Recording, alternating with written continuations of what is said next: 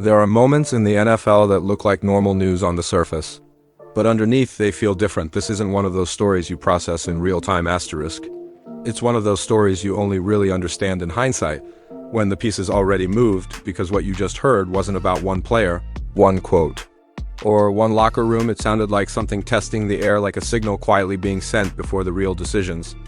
Cleveland has spent years trying to look stable, asterisk predictable, in control, yet every so often a moment slips through that suggests something else is happening behind closed doors, not chaos. Just a shift in gravity. A teammate didn't speak like someone defending a prospect, asterisk.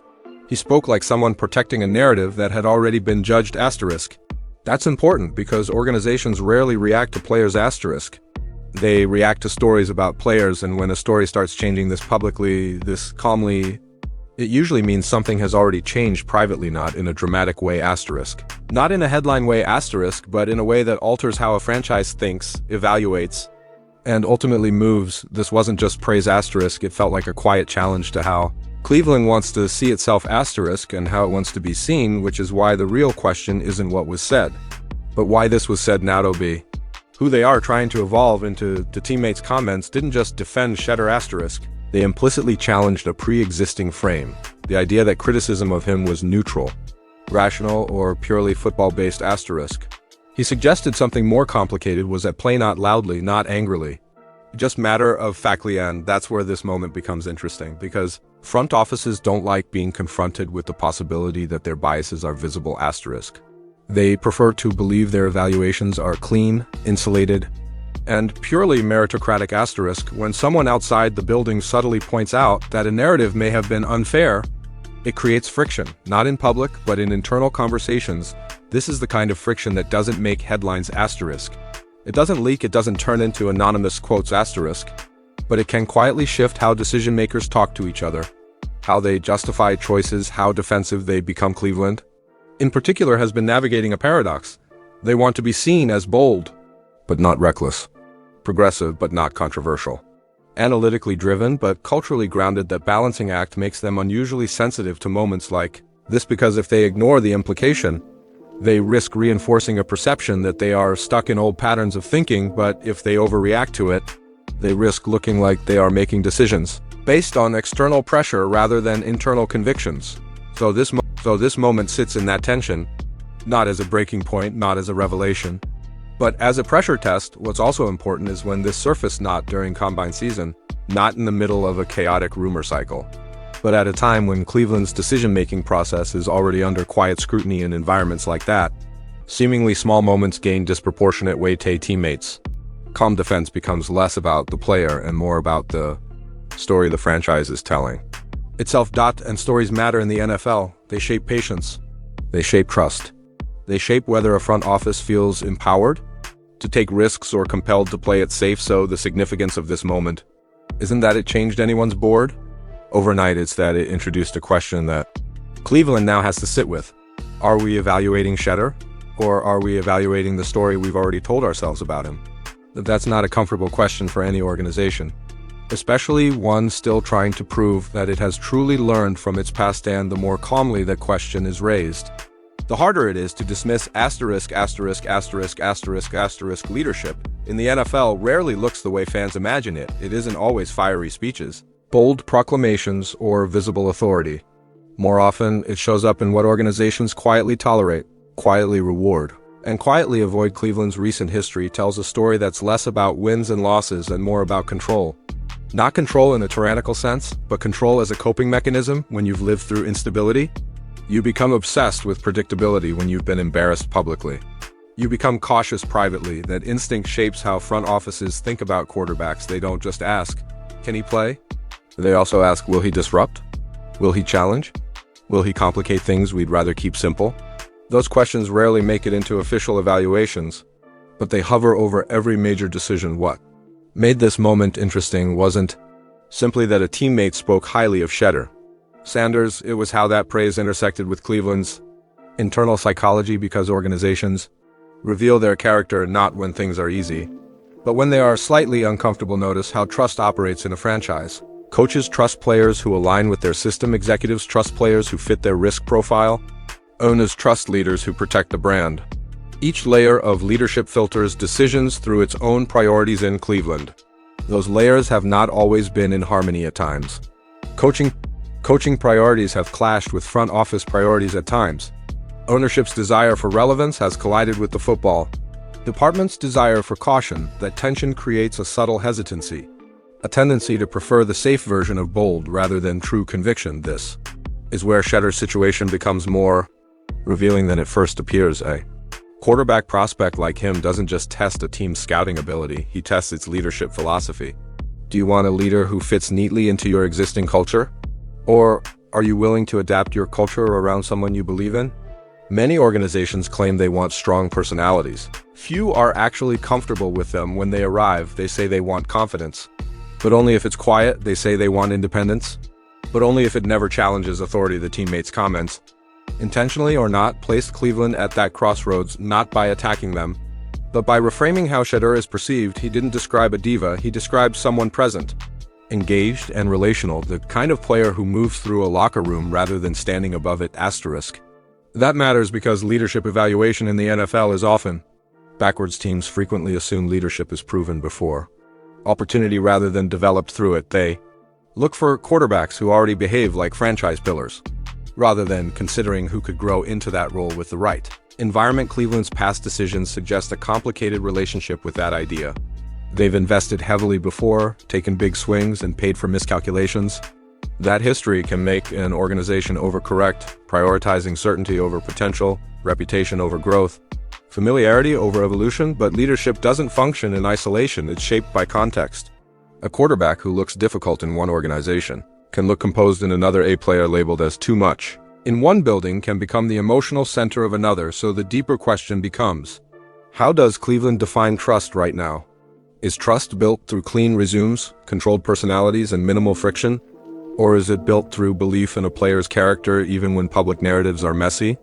The teammate's words subtly pressured that definition by insisting that negative perceptions were unfair.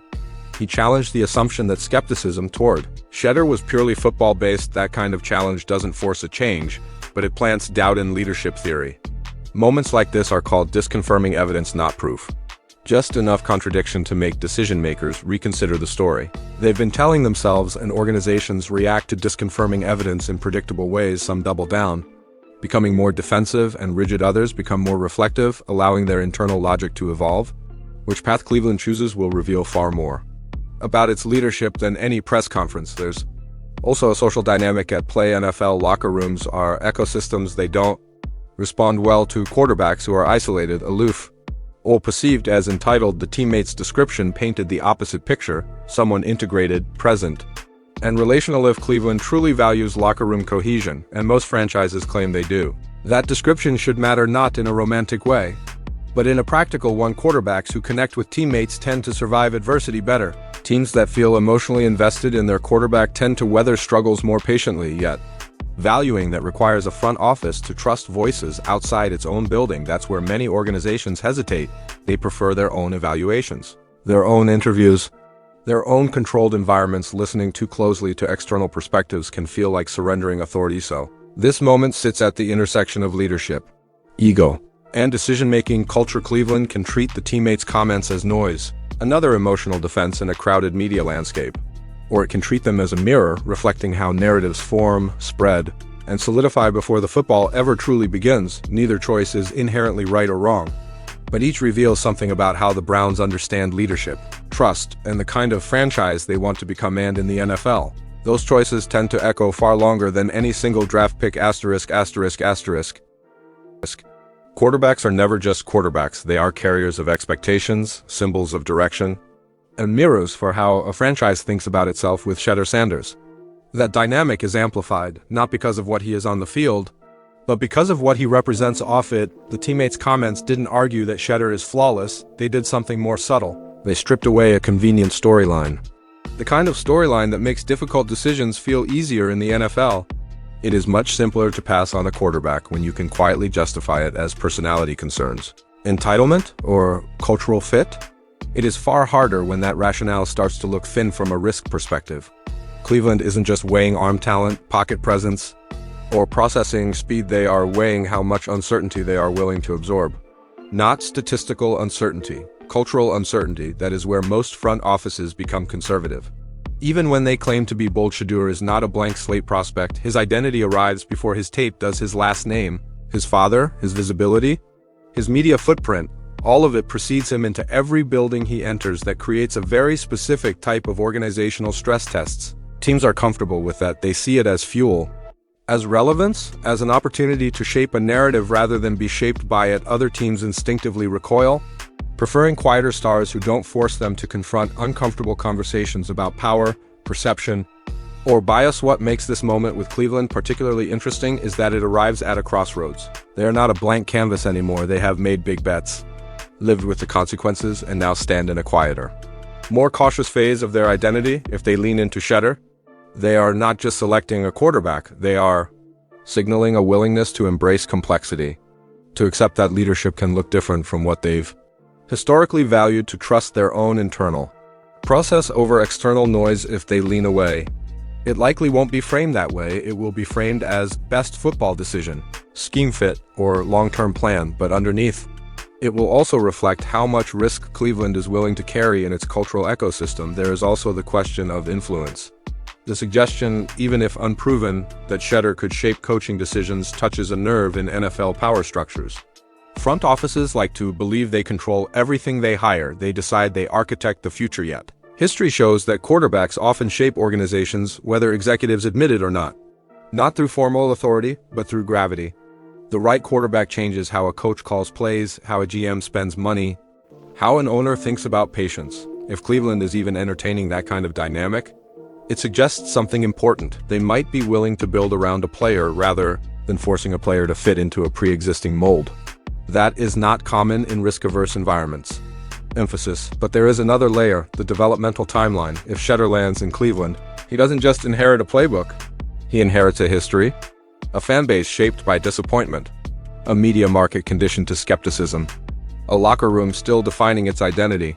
Pause. That context can either sharpen a young quarterback or overwhelm him. The teammates' portrayal, engaged, present, grounded matters here because resilience in that environment is not purely technical. It is psychological.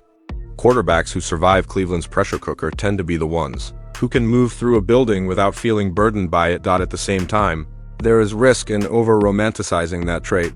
Being well-liked does not win games. Being connected does not guarantee progression reads or red zone efficiency. Beat. Cleveland still has to evaluate the football independent of narrative.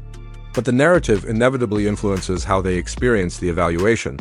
There is also a downstream effect. Few people talk about how a decision on Shedeur would shape Cleveland's relationship with future prospects if they pass. What message does that send to other high-profile quarterbacks? To players who value visibility, confidence, and individuality? To families who watch how organizations treat young stars? Pause. NFL reputations are built as much on what teams avoid as what they pursue. If they select him, the risk shifts in a different direction. They would be betting not just on his talent, but on their ability to create an environment that amplifies his strengths rather than dampening them. That requires humility from leadership, a willingness to adapt. Their path carries consequences that ripple beyond a single draft class.